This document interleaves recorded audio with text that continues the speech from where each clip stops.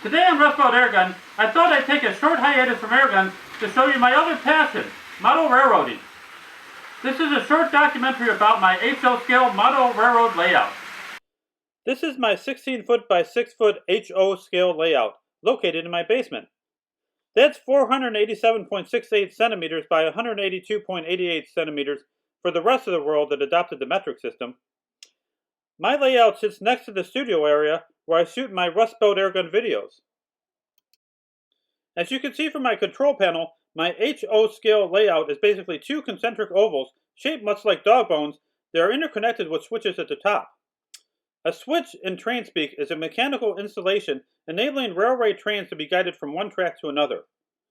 Also included is a branch line interconnected to the outer dog bone by track switches at the bottom. I used open source JMRI Panel Pro software to control my DCC or digital command controlled enabled locomotives and track switches. DCC or digital command control is a standard for a system to operate model railways digitally. When equipped with digital command control, locomotives on the same electrical section of track can be independently controlled. Each DCC-enabled locomotive is equipped with a DCC decoder circled in the picture. The rest of the electronics you see in the picture controls the lighting. I affix a small sticker to each locomotive identifying their ID in the digital command control system. Each railroad car is weighted using automotive wheel balancing weights.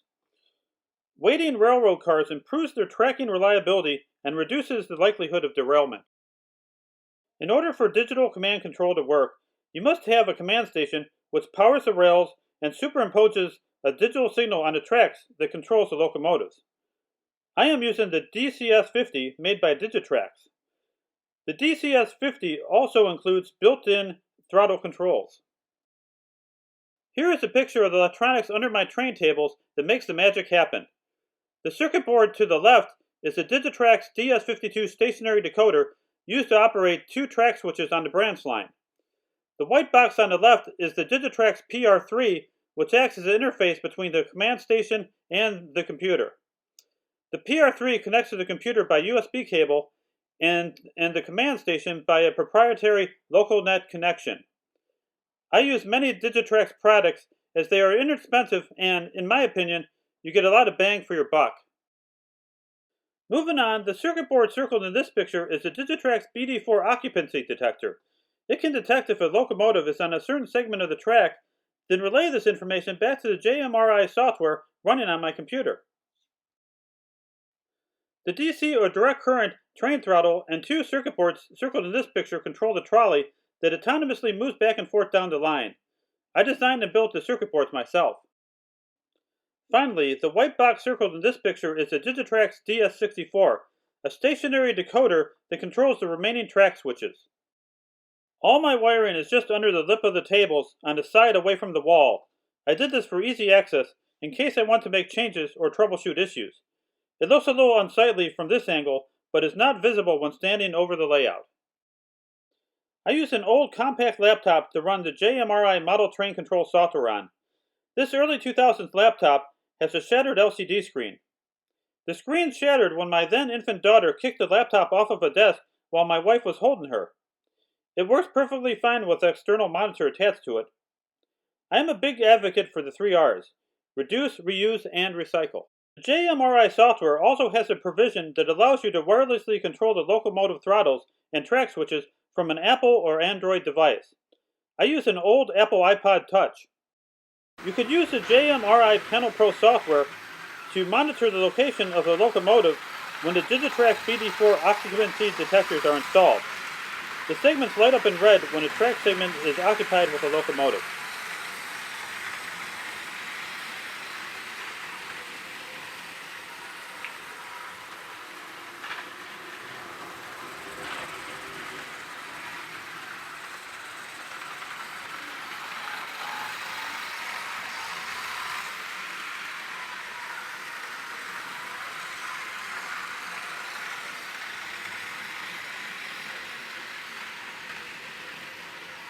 Before setting up a model train layout, it's important to establish a genre or time period of which your layout takes place.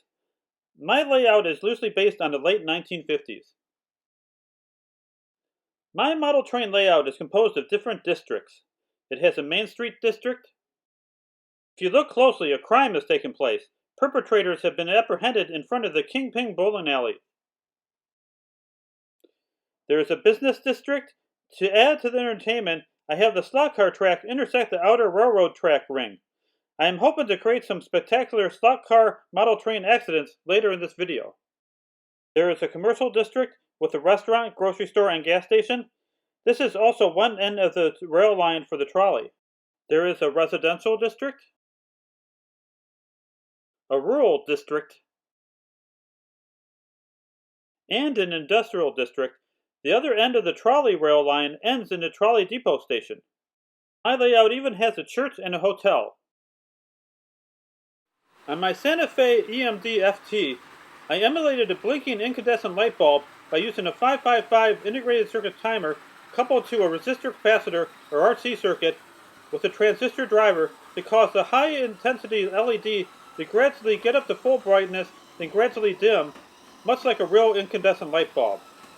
You could also see my working railroad crossing lights in this picture.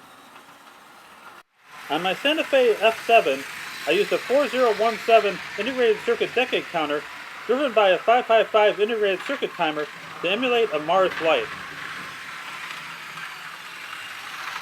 As mentioned, I built the electronics that autonomously moves the trolley back and forth down its own track with several stops in between the ends. Here's the view of the trolley heading towards the industrial district and into the trolley depot station.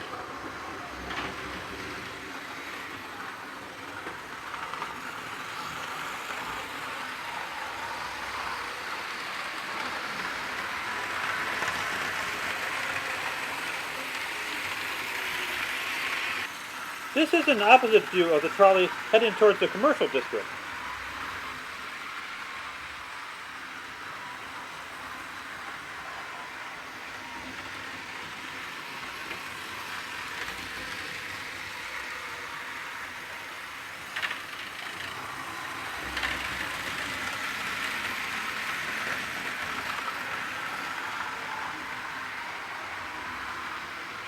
My layout has an automated crossing guard with shack. I added a flickering LED to give the appearance of a kerosene lantern in the shack.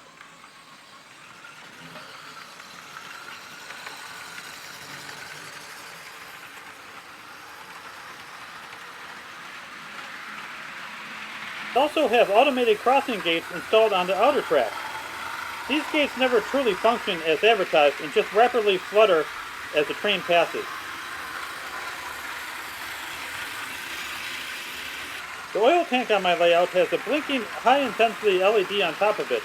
I used a single reverse bias transistor's negative resistance region to form a simple oscillator circuit. I did some research to determine the optimal flash speed that would make it most notable to the human eye.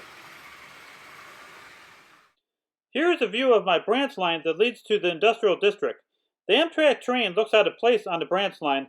I didn't know what to do with it during filming. Here is a view of my layout from the perspective of the industrial district.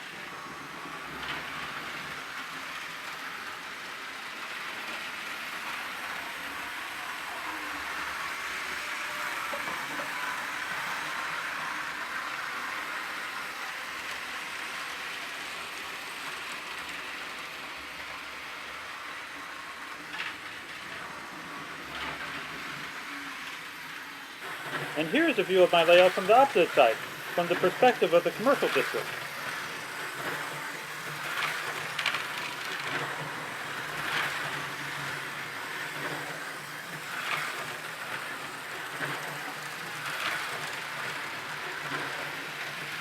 The crossing lights in the business district are tied to the occupancy detector circuit and trigger whenever a locomotive is on the track segment closest to the crossing.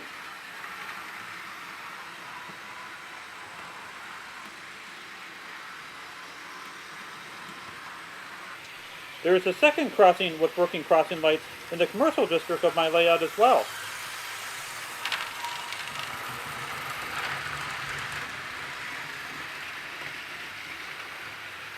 Integrating the slot car track into the model train layout really adds to the excitement. I enjoy trying to race the train to the crossing.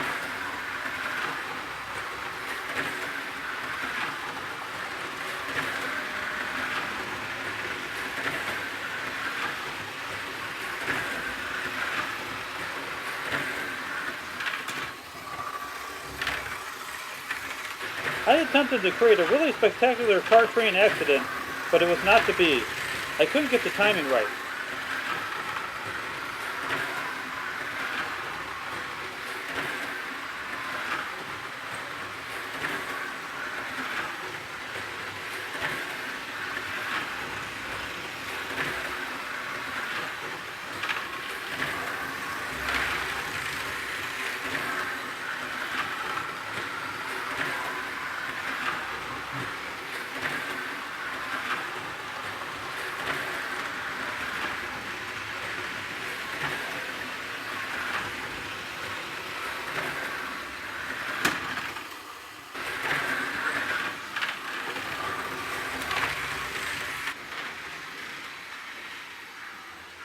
I hope you found my short documentary about my HL scale model railroad layout both informative and entertaining. Please like this post and subscribe to Rust Belt Airgun so that you're alerted to my future posts. Thank you.